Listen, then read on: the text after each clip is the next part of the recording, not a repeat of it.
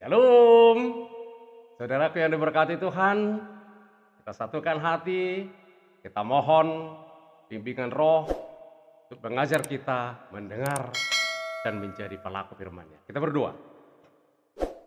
Damai sejahtera Allah yang melampaui segala akal itu, kiranya memelihara hati dan pikiran saudara di dalam Kristus Yesus Tuhan kita. Amin.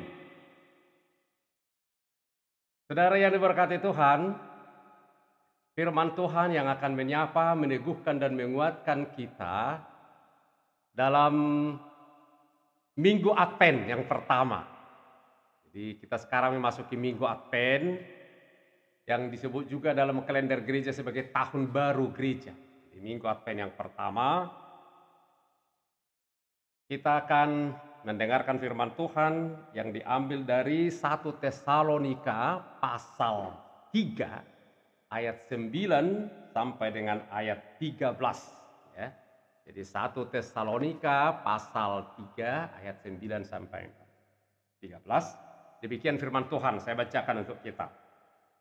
Sebab ucapan syukur apakah yang dapat kami persembahkan kepada Allah atas segala sukacita yang kami peroleh karena kamu di hadapan Allah kita. Siang dan malam kami berdoa sungguh-sungguh supaya kita bertemu muka dengan muka dan menambahkan apa yang masih kurang pada imanmu. Kiranya Dia, Allah dan Bapa kita, dan Yesus Tuhan kita membukakan kami jalan kepadamu. Dan kiranya Tuhan menjadikan kamu bertambah-tambah dan berkelimpahan dalam kasih seorang terhadap yang lain dan terhadap semua orang sama seperti kami juga mengasihi kamu. Kiranya Dia menguatkan hatimu supaya tak bercacat dan kudus di hadapan Allah dan Bapa kita pada waktu kedatangan Yesus Tuhan kita dengan semua orang kudusnya. Demikian firman Tuhan. Saudara yang diberkati Tuhan, Advent artinya datang. Dari bahasa Latin adventus, kedatangan. Jadi kita sekarang sedang memasuki minggu-minggu Advent. Ada 4 minggu Advent. Dan nanti setiap minggu ada 1 lilin yang bernyala. Hari ini 1 lilin. Minggu depan kedua, ketiga, keempat. Lilin itu, lilin yang pertama adalah lilin pengharapan. Advent pertama adalah dinyalakan lilin supaya pengharapan kita terus bernyala, terus berkobar-kobar. Nah, kita sekarang beradvent. Beradvent artinya mempersiapkan diri menyongsong Dia yang akan datang. Siapa yang akan datang? Jadi perlu kita tahu, kita sekarang beradvent. Menyongsong siapa? Yaitu menyongsong Yesus Kristus.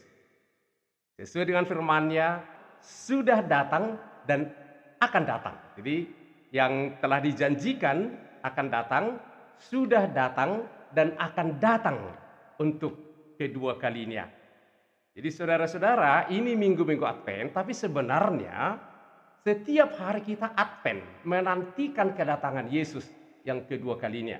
Jadi ada 2 arti kedatangan Yesus dalam hidup kita. Yang kedua kali itu, Advent adalah akhir hidup kita. Dan yang kedua, Advent adalah akhir zaman.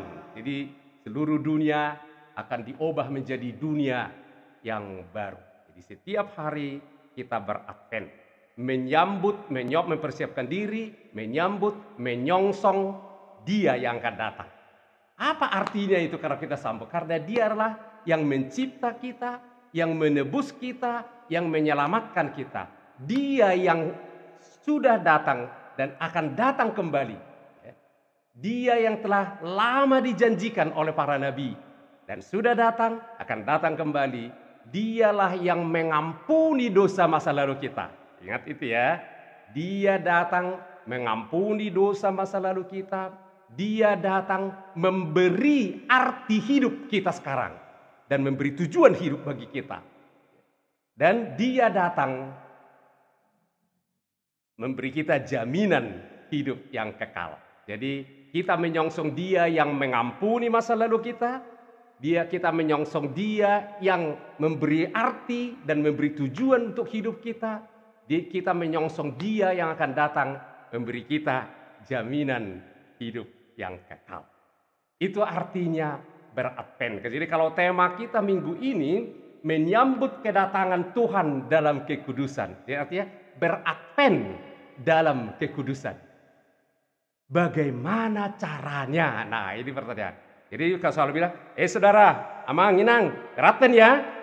Yes, tapi bagaimana caranya? Ini sekarang yang kita akan pelajari ya. Advent pertama ini kita akan belajar beberapa hal yang harus kita lakukan sebagai bagian dari beradvent, menyambut kedatangan Tuhan dalam kekudusan ya. Jadi yang pertama sesuai dengan teks kita yang kita baca tadi, beradvent itu yang kita lakukan yang pertama adalah kita bertumbuh, mempersiapkan diri menjadi orang yang hatinya semakin berlimpah dengan syukur. Jadi bahasa Batak ini yang enak. Gabe parroha mauliate mahamu. Jadi menyambut beradvent, menyambut Tuhan dalam kekudusan adalah gabe parroha mauliate. Jadi selama masa-masa Advent ini kita akan melihat apakah saya beradvent dengan benar, yaitu dengan melihat apakah saya semakin orang yang bersyukur atau jujur ya, kalau kita dengar-dengar omongan dalam percakapan sehari-hari, dalam sosmed, dalam Facebook, dalam WA atau dalam Instagram, dalam Twitter, yang kita dengar kebanyakan adalah keluhan. Ya. Jadi semakin banyak orang bukan lagi nggak mampu lagi bersyukur, hanya bersungut-sungut. Advent menyambut Tuhan dalam kekudusan adalah hatiku senantiasa berlimpah dengan syukur. Tadi firman Tuhan, sebab ucapan syukur apakah yang dapat kami persembahkan kepada Allah atas segala sukacita ya. Ucapan syukur. Jadi rasanya selalu kurang deh ucapan syukur itu. Jadi hati dia terus berlimpah dengan syukur. Kenapa? Karena ini bagian dari beradvent, menyambut kedatangan Tuhan dalam kekudusan. Dalam 1 Tesalonik 5:18 firman Tuhan berkata, mengucap syukurlah dalam segala hal. Jadi ingat tidak, catatan penting ini ya, mengucap syukur dalam segala hal, bukan untuk segala hal. Jadi mengucap syukur ketika pandemi, ketika COVID, ketika sehat, ketika sakit, ketika gagal, ketika berhasil, dalam keadaan saya tetap bisa mengucap syukur. Tapi saya tidak mengucap syukur karena COVID. No, masakah aku bersyukur COVID? Tapi dalam keadaan COVID, dalam masa pandemi, saya bersyukur. Kenapa saya bersyukur? Karena saya sedang menyambut Tuhan dalam kekudusan. Ya, jadi bersyukur hati kita. Cek hatimu sekarang masa-masa Advent. Apakah hatiku semakin berlimpah dengan syukur? Kalau selama ini kebanyakan bersungut-sungut, ada lagu gitu. Soho ungut-ungut mi paso, soho ungut-ungut mi paso, ho ho ma ho paso saritami. Jadi kalau tidak bersyukur ngapain? Bersyukur, bersyukur, bersyukur dan bersyukur. Itu yang pertama ya.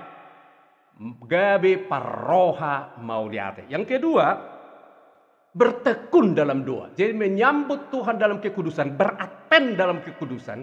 Saya menjadi pendoa-pendoa. Menjadi pertanggi yang mahamu. Makanya firman Tuhan berkata, tetaplah berdoa. ayat 10 tadi, siang malam kami berdoa sungguh-sungguh. Kami berdoa sungguh-sungguh. Jadi menjadi pendoa. Saudaraku, kalau orang bersungut-sungut nggak sempat berdoa. Tapi orang yang bersyukur itu satu paket dengan menjadi orang yang berdoa. Kalau ada orang berdoa tapi bersungut-sungut, itu kontraproduktif, itu nggak benar. Yang benar adalah orang yang berdoa selalu bersyukur, orang yang bersyukur adalah orang yang berdoa. Ya. Jadi apakah kita lebih banyak, makin banyak berdoa, makin sungguh-sungguh berdoa pada masa-masa COVID ini, pada masa-masa pandemi ini, atau malah jadi lupa berdoa? Khawatir. Jadi orang yang tidak berdoa itu akhirnya dia kebanyakan khawatir, kebanyakan ketakutan, kebanyakan cemas. Ganti waktu untuk khawatir, waktu untuk takut, waktu untuk cemas. Ganti sekarang, pakai itu menjadi waktu untuk berdoa. Saudara yang diberkati Tuhan,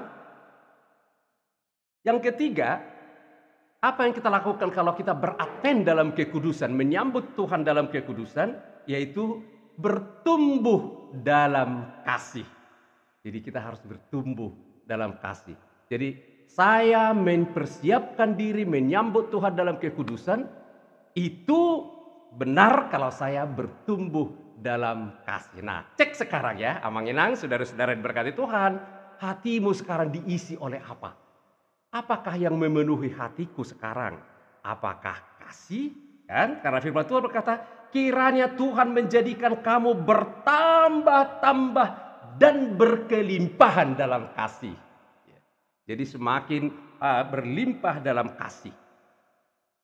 Bukan kemarahan, bukan kekecewaan, bukan sakit hati, bukan apatisme, tapi berlimpah dalam kasih. Semakin mengasihi, mengasihi, mengasihi. Mengasihi lebih sungguh. Kenapa harus mengasihi lebih sungguh? Karena saya sedang beradvent. Beradvent itu artinya mempersiapkan diri, menyongsong Tuhan dalam kekudusan. Itu firman Tuhan berkata, mengasihi itu berlimpah dan bertumbuh dalam kasih itu, di mana penampakannya di mana? Bagaimana kita menilai apakah saudaraku bertumbuh, berlimpah-limpah dalam kasih? Yaitu dalam hubungan. Jadi kita menjadi orang yang membangun hubungan, memelihara hubungan, merawat, memaintenance hubungan, dan kadang terluka. Memang hubungan itu rapuh, ringkih banget. Jadi bisa terluka, bisa patah, bisa putus. Tugas kita, orang yang berlimpah dalam kasih, adalah memulihkan, mengobati luka-luka hubungan sehingga dipulihkan kembali. Darah Kristus adalah obat perekat yang bisa memulihkan hubungan yang sakit, yang luka, yang putus. Jadi masa Advent aku makin berlimpah dalam kasih. Jadi bukan kemarahan ya, bukan kebencian. Yang terakhir, yang keempat, apa yang saya lakukan agar saya bisa beradvent dalam kekudusan, yaitu teguh dalam pengharapan. Tetap teguh dalam pengharapan. Ayat 13 tadi, kiranya dia menguatkan hatimu supaya tak bercacat dan kudus di hadapan Allah dan Bapa kita pada waktu kedatangan Yesus Tuhan kita dengan semua orang-orang kudusnya. Jadi teguh dalam pengharapan, lilin pengharapan. Di Advent ini menyalakan lilin pengharapan, biarlah terus menyala, berkobar pengharapan. Kadang memang ada masalah-masalah yang apakah saya perlu berharap, apakah Yesus benar-benar datang? Apakah hidupku itu hidup yang lebih baik? Jadi nyalakan pengharapanmu. Di tengah-tengah pandemi ini, di tengah-tengah situasi ini, di tengah-tengah gonjang-ganjing persoalan politik, persoalan ekonomi, persoalan pandemi, ada banyak orang yang putus asa, tidak punya pengharapan lagi. Orang yang beradvent, justru salah satu indikatornya, dia beradvent dalam kekudusan, menyambut Tuhan dalam kekudusan, pengharapannya tetap bernyala-nyala, pengharapannya tetap berkobar-kobar, Makanya Paulus berkata dalam Roma 12:12, ingat ini gampang ya 12:12. Bersukacitalah dalam pengharapan, sabarlah dalam kesesakan, bertekunlah dalam doa. Saudaraku, itulah yang dimaksud dengan beradvent, menyambut kedatangan Tuhan dalam kekudusan. Aku tahu siapa yang akan datang. Lalu apa yang saya lakukan? Hatiku senantiasa menjadi berlimpah dengan syukur. Aku menjadi orang yang berdoa. Hatiku menjadi sungai kasih yang terus mengalir dan mengalir. Dan pengharapanku tidak akan pernah padam. Apapun yang terjadi, saya percaya. Dia yang sedang on the way, yang sedang datang. Dia adalah pengharapanku dan dia tidak pernah bohong. Karena itu meski ada persoalan, ada masalah, saya tetap percaya. Dia pasti datang memberikan yang terbaik untuk kita. Tuhan Yesus memberkati. Amin. Kita berdoa. Tuhan, terima kasih untuk firman-Mu yang telah menyapa, meneguhkan dan menguatkan kami, khususnya pada minggu-minggu Advent ini. Mengajar kami menyongsong, menyambut, mempersiapkan diri untuk menyambut kedatangan-Mu dengan menjadi orang-orang yang berlimpah syukur. Hati kami menjadi hati yang berlimpah syukur, menjadi pendoa, menjadi orang yang bertumbuh berlimpah-limpah dalam kasih dan menjadi orang yang teguh pengharapan di dalam Kristus. Tuhan, Kau lihat semua anak-anak-Mu yang menyaksikan tayangan ini. Engkau urapi, Engkau berkati, Engkau teguhkan agar kami semua Tuhan benar-benar beradvent, menyambut kedatangan-Mu dalam kekudusan. Tuhan, inilah kami. Kalau ada yang sakit, ada yang sepertinya mau putus asa, teguhkan dia, topang dia Tuhan, ingatkan dia bahwa Engkau adalah Allah yang baik, Allah yang menepati janji. Meski kelihatan gelap, tapi matahari pasti bersinar. Engkau pasti datang pada waktumu. Karena itu, biarlah kami tetap teguh berpengharapan kepadamu dalam nama Yesus. Amin.